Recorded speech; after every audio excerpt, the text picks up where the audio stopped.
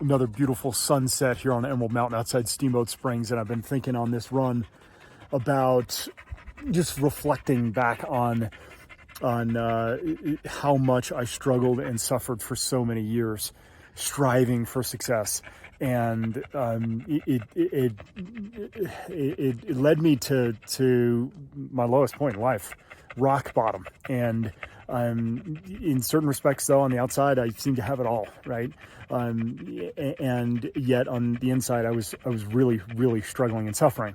And so the question that I've thought about for so long is it possible to succeed without suffering and struggling so much? And the answer is unemphatically yes. And that's exactly what I discovered when I hit that rock bottom moment. And when I think back on what made all the difference, from going, this point of, being flat out in life, even though it seemed like I was on top of the world, to then coming back and being fully engaged and deeply fulfilled in a way that I just couldn't imagine.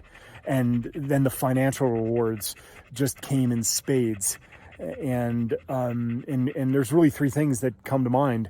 One is just, rethinking how I was defining success and sort of resetting my internal guidance system as, I think, a person that's driven and was striving to succeed. And what I needed to shift was away from thinking that success was all about me, and recognize that it had very little to do with me, and that really it required for me to get re-engaged and feel fulfilled was to embrace service and contribution, and stop serving my ego by tying my feelings of personal self-worth to the success or failure of my business. So that was the first thing, sort of resetting my GPS, if you will. The second thing was to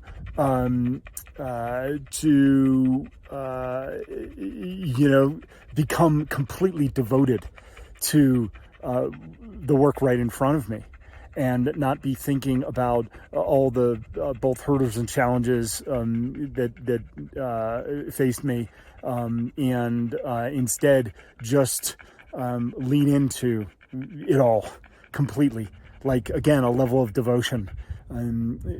Because in doing so, I lost myself in the work, and it became its own reward. Again, independent of what external recognition or success that I thought I might be achieving, or how well the business was doing. But I'll say this, and that is not getting delusional. That's the third thing that comes to mind. And what I mean by delusional, deluding myself into thinking that this change of mindset was like temporary, and that there still was some grand prize that was an outcome or a result, whether it's achieving some milestone, or in my case selling a business, because when I did so, I realized that it wasn't what I thought it would be. And I think we hear that so often.